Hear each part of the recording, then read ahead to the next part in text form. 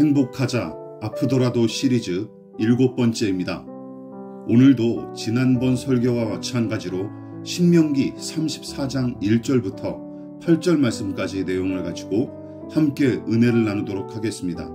성경 말씀 구약성경 신명기 34장 1절부터 8절 말씀까지 봉독합니다. 모세가 모압 평지에서 느보산에 올라가 여리고 맞은편 비스가 산 꼭대기에 이르매 여호와께서 길르앗 온 땅을 단까지 보이시고 또 온 납달리와 에브라임과 므낫세의 땅과 서해까지의 유다 온 땅과 네겝과 종려나무의 성읍 여리고 골짜기 평지를 소알까지 보이시고 여호와께서 그에게 이르시되 이는 내가 아브라함과 이삭과 야곱에게 맹세하여 그의 후손에게 주리라 한 땅이라. 내가 내 눈으로 보게 하였거니와 너는 그리로 건너가지 못하리라 하시매 이에 여호와의 종 모세가 여호와의 말씀대로 모압 땅에서 죽어 벳보올 맞은편 모압 땅에 있는 골짜기에 장사되었고 오늘까지 그의 묻힌 곳을 아는 자가 없느니라. 모세가 죽을 때 나이 120세였으나 그의 눈이 흐리지 아니하였고 기력이 쇠하지 아니하였더라. 이스라엘 자손이 모압 평지에서 모세를 위하여 애곡하는 기간이 끝나도록 모세를 위하여 30일을 애곡하니라. 아멘. 행복하자 아프더라도 7번째 설교 말씀이자 꿈이 깨지는 고통 3번째 말씀으로 함께 은혜를 나누도록 하겠습니다. 누차 언급했다시피 나이 40에 이집트 왕자로서 품고 있던 꿈이 산산조각나고 80살에는 안락한 삶에 대한 꿈이 깨졌으며 120세로 일생을 마칠 때는 광야 40년 동안 내내 목표로 삼았던 가나안 땅을 밟아보지도 못한 채 바라만 봐야 했던 모세. 더군다나 하나님께 부름받은 순간부터 믿음으로 이스라엘 백성을 이끌었고 40년간 죽으나 사나 충성했음에도 불구하고 요단강 건너 가나안 땅을 밟아보리라는 바람마저 꺾어버리셨던 하나님. 그런 하나님을 금방 이해하기란 결코 쉬운 일이 아닐 뿐더러 깨진 꿈 때문에 상한 마음은 저절로 나아지거나 금방 아물어지는 것도 아닙니다. 모세처럼 믿음이 있을 때나 없을 때나 상관없이 누구나 꿈이 깨지는 아픔을 겪죠. 따라서 어떻게 하면 모든 꿈을 이루고 살까 하는 고민은 솔직히 비현실적입니다. 차라리 이렇게 질문해야 낫죠. 꿈이 깨질 때마다 어떻게 다시 살아가야 하는가? 어떻게 다시 일어서야 하는가? 이 질문이 보다 더 현실적이고 적확합니다. 물론 꿈이 깨진 현실과 상심한 마음을 극복하는 방법에 대한 처세술은 세상에도 얼마든지 널려 있어요. 그러나 우리는 꿈이 깨진 현실을 제대로 그리고 온전히 살아내도록 돕는 진정한 힘을 얻어야 마땅합니다. 우리의 깨진 꿈보다 더 값진 다른 무언가가 필요하다는 뜻이죠. 모세는 그 무언가를 찾았었고 거기서 힘을 얻었으므로 꿈이 깨진 현실에 파묻힌 채 낙담하지 않았습니다. 그것은 무엇이었습니까? 지난 2번의 설교를 통해서 우리가 함께 나눴던 내용을 다시 한번 복습해 보십시다. 그것은 무엇입니까? 첫째, 자신의 꿈보다 하나님을 더 귀하게 여겼기 때문이었습니다. 가나안 땅에 들어가는 그의 꿈은 산산조각이 나서 좌절하고 실망했겠지만 더 큰 기대와 꿈이 되시는 하나님이 함께 하심으로 깨진 꿈 때문에 그는 상심하지 않을 수 있었습니다. 여호와 하나님께서 모세가 꿈꾸고 기대하는 최고의 목적과 목표가 되셨던 것이죠. 둘째, 자신의 꿈보다 남의 꿈과 유익을 소중하게 여겼기 때문입니다. 모세는 광야의 긴 시간과 그 고단한 수고를 거쳐 어느덧 이스라엘 백성의 부모가 되어 있었습니다. 하나님 아버지의 마음을 똑같이 품은 아버지로 변해 있었던 것이죠. 그래서 너는 여기서 죽고 나머지 백성은 건너간다 하신 말씀으로 만족할 수 있었습니다. 비록 자신은 거기 가지 못할지언정 사랑하는 백성이 그 땅에 들어가 살게 되니 만족하고 기뻐할 수 있었던 것이죠. 말년의 모세처럼 나의 꿈이 깨지더라도 누군가의 생명을 살리고 그 사람의 참된 유익을 끼칠 수 있다면 그리스도인은 기꺼이 그 길을 걸어야 마땅합니다. 자식 같은 백성의 앞날이 더 중요해서 자신의 소원이 좌절되고 꿈이 깨졌어도 모세는 낙심하지 않았습니다. 그리고 깨진 꿈으로 낙심할 만한 상황에서도 꿋꿋하게 버티고 또한 눈이 살아있을 수 있었던 이유가 또 한 가지 남아 있습니다. 그것이 바로 세 번째 내용입니다. 자신의 꿈보다 하나님의 뜻을 그가 더 소중하게 여겼기 때문입니다. 모세가 하나님의 말씀을 받아 기록했다고 전해지는 책이 성경의 처음 5권인 창세기, 출애굽기, 레위기, 민수기, 신명기인데 이 성경의 특징적인 면 중 하나가 바로 하나님께서 모세에게 말씀하셨다는 기록이죠. 대표적인 구절이 다음과 같습니다. 출애굽기 25장 1절입니다. 여호와께서 모세에게 말씀하여 이르시되. 자, 이처럼 하나님이 모세에게 말씀하셨다는 식으로 기록된 구절이 앞에서 언급한 모세 5경 내에서만 대략 159절 정도가 등장해요.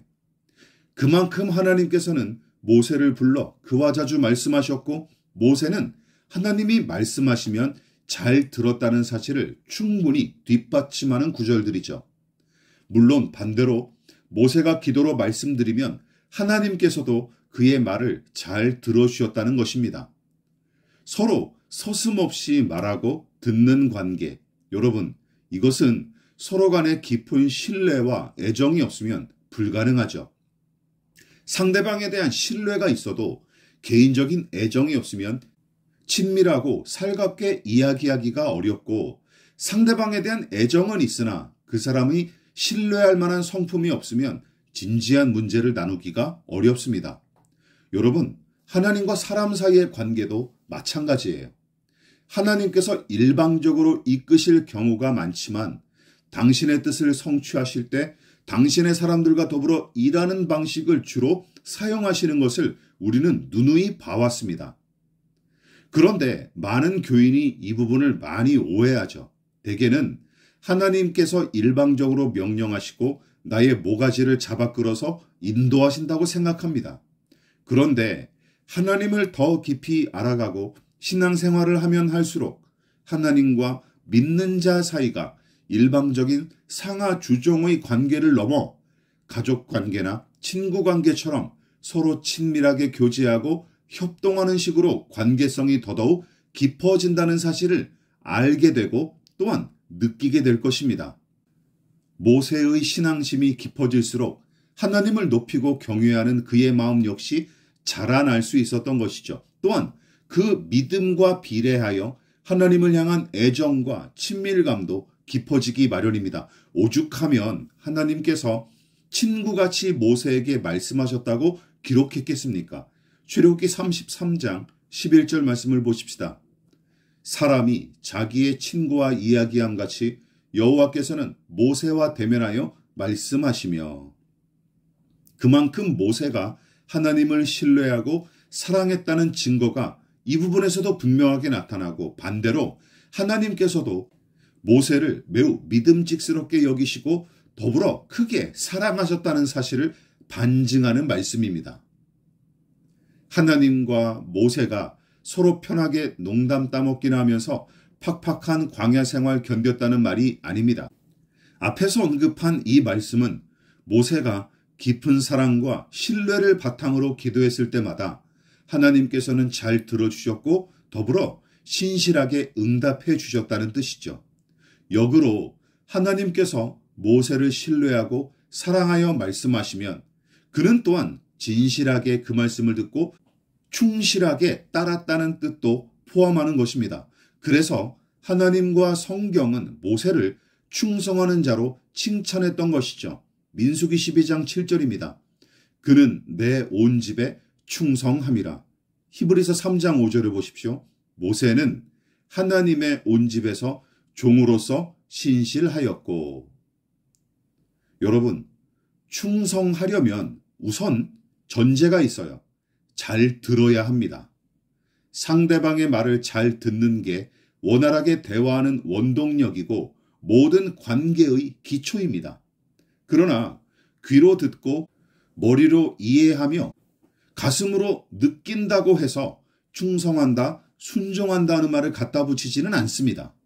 그 정도면 그저 잘 듣고 이해하는구나 라고 말할 뿐이지 그런 수준을 가리켜서 순종이나 충성이라는 말을 갖다 붙이지는 않습니다. 순종과 충성은 상대방의 말을 잘 듣고 이해하는 데서 더 나아가 그 말대로 움직이고 행동하는 것까지를 의미하는 것이죠. 군인의 예를 들어보십시다.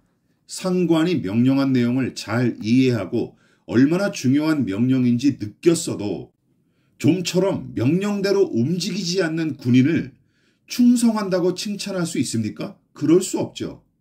잘 듣는다라는 것은 결국 들은 대로 잘 움직이는 것까지를 포함합니다.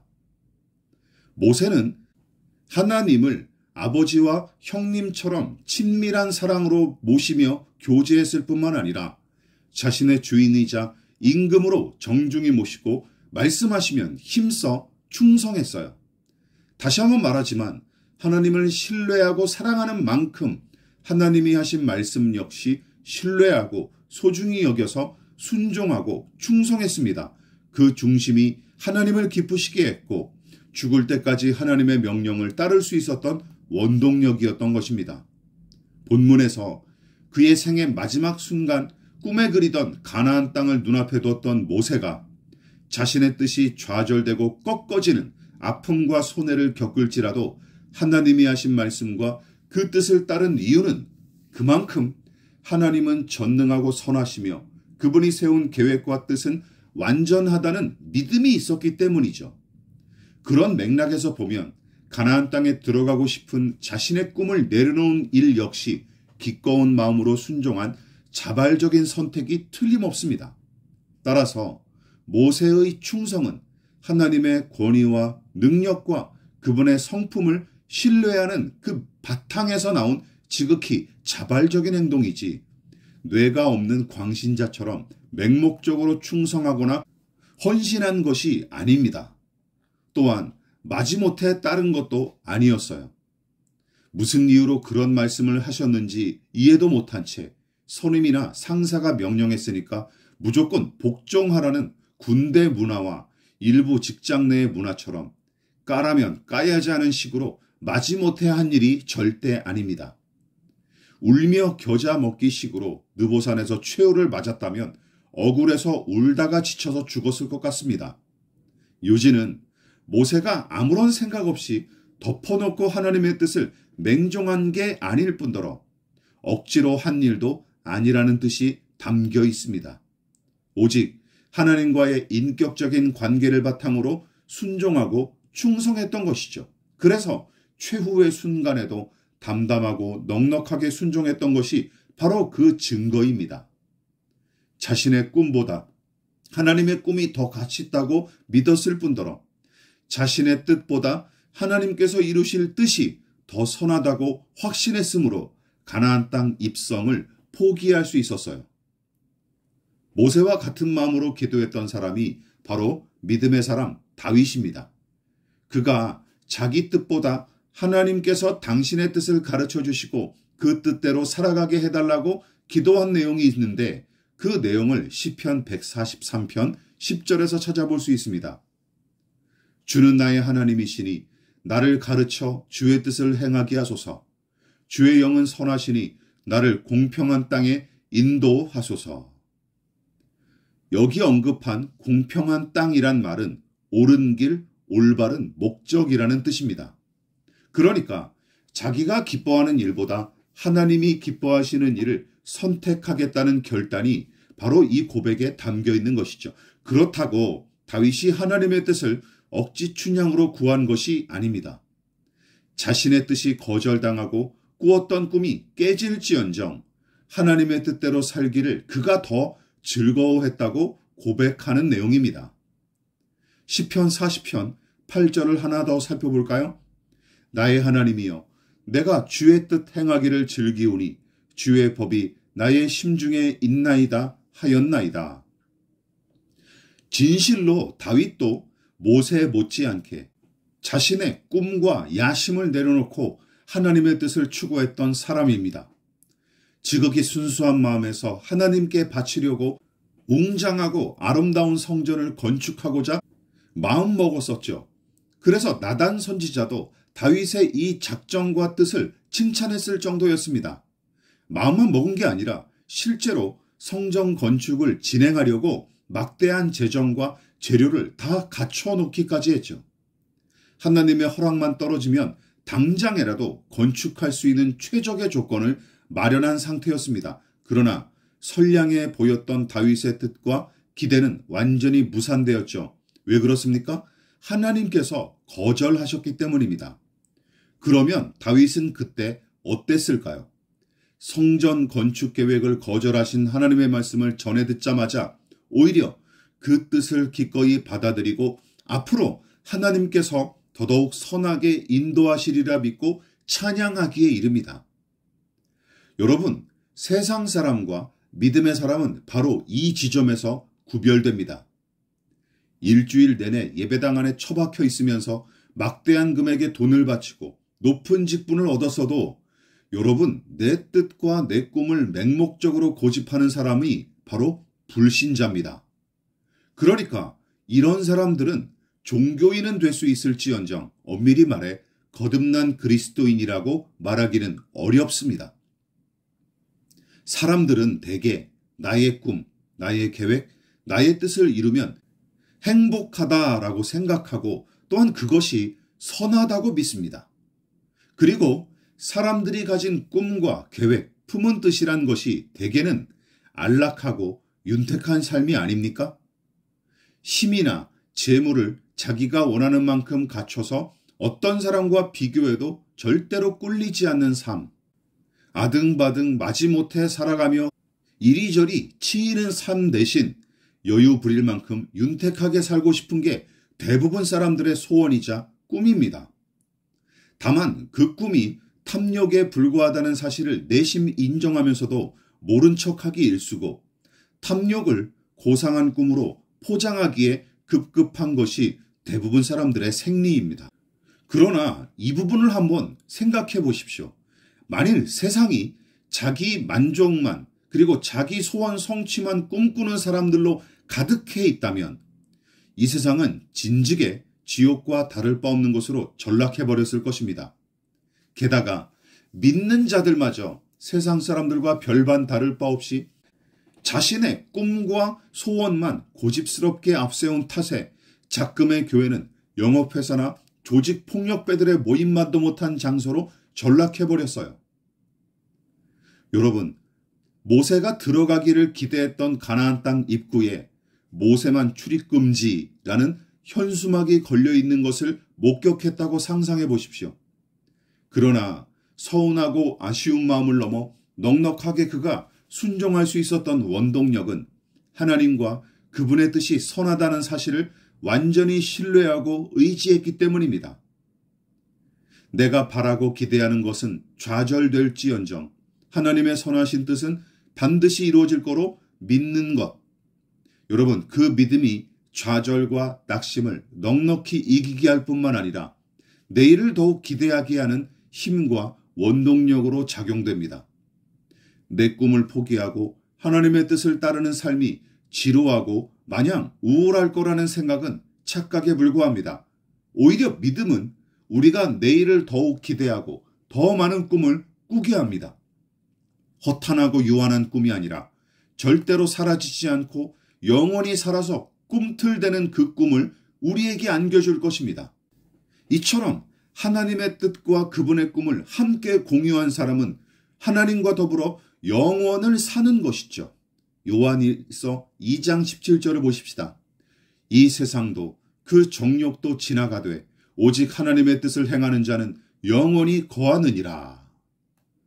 모세는 느보산에 올라서서 가나안 땅을 바라봤을 때 단순히 물리적인 땅만 본 게 아니었습니다.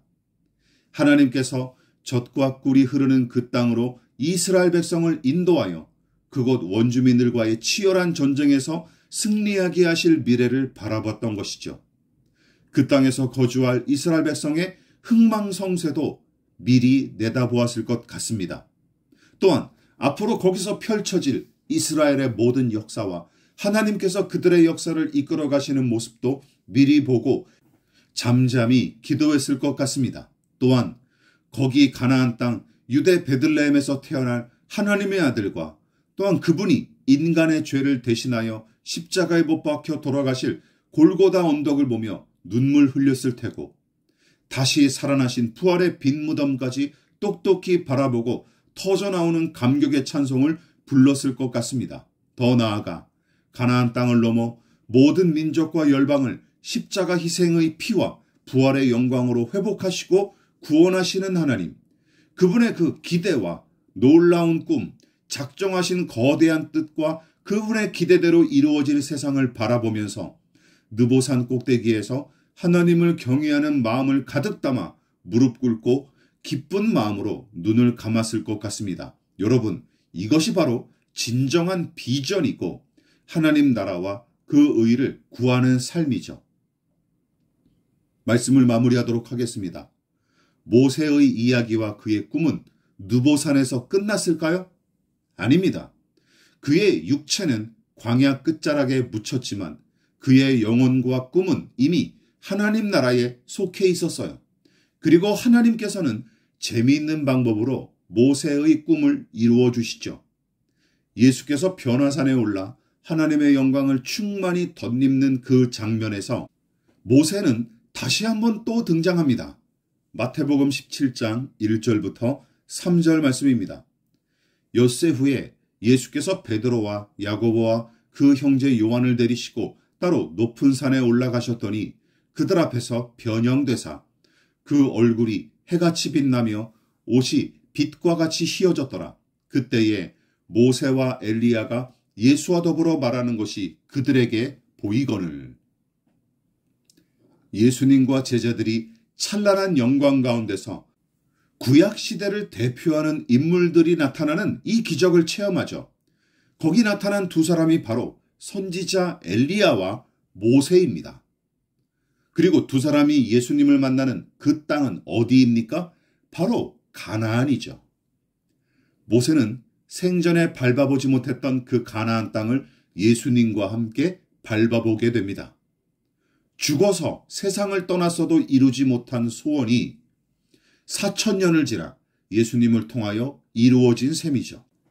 하나님 나라의 영광을 누렸던 모세가 가나안의 변화산으로 내려가서 내 아들을 만나고 오너라 하신 하나님의 명령을 듣고 아마도 한박 웃음을 지었을 것 같습니다. 모세가 품은 꿈을 함부로 무시하거나 외면하지 않으셨던 하나님의 세심한 배려를 다시 한번 우리는 이 말씀을 통해 확인해 볼 수 있습니다. 그 마음은 그리고 우리를 향해서도 동일할 테죠. 여러분, 하나님의 뜻이 내 뜻보다 더 소중하다고 확신하는 믿음, 그리고 우리의 꿈을 결코 가벼이 여기시거나 외면하지 않으실 하나님의 그 마음이 깨진 꿈으로 상한 마음과 망가진 현실을 이길 힘이 된다는 사실을 기억하십시다. 그 은혜를 충만히 누리고 더 깊이 확신하는 저와 여러분 되시기를 진심으로 축원합니다. 기도하겠습니다. 하나님, 오직 하나님만 섬기겠노라 습관처럼 고백하고 찬양했지만 정작은 제 소원을 아뢰고 이루기 위해 하나님을 이용했던, 그리고 경건의 모양만 내기에 급급했던 우리의 신앙을 회개합니다. 주의 선하시고 기뻐하시고 온전하신 뜻이 무엇인지 고민하고 기도하기보다는 내 소원과 바람을 먼저 앞세우고 내 뜻과 고집대로 살아가기 일쑤였던 우리를 용서하여 주시옵소서. 그래서 우리가 세운 계획과 바람이 깨지고 우리의 뜻과 고집이 꺾이는 일을 만나면 모래 위에 세운 집처럼 너무 쉽게 좌절하고 무너지는 우리 신앙의 저급함과 미숙함이 그저 하나님 앞에 부끄러울 따름입니다. 아버지 하나님, 자기의 꿈이 깨질지언정 하나님의 뜻을 용감히 순종했던 신실한 믿음의 사람들처럼 하나님의 뜻이 무엇인지 더 깨달아 알아갈 수 있도록 우리를 도와주시고 우리의 손과 발이 그 뜻에 부합하여 충성과 순종의 도구로 쓰임받게 하여 주시옵소서. 그래서 느보산의 모세처럼 그리고 십자가의 예수님처럼 최후까지 순종함으로써 마침내 최후 승리를 얻는 인생이 되게 하여 주시옵소서. 완전한 순종으로 아버지께 영광을 돌리신 우리 주 예수 그리스도의 이름으로 기도합니다. 아멘.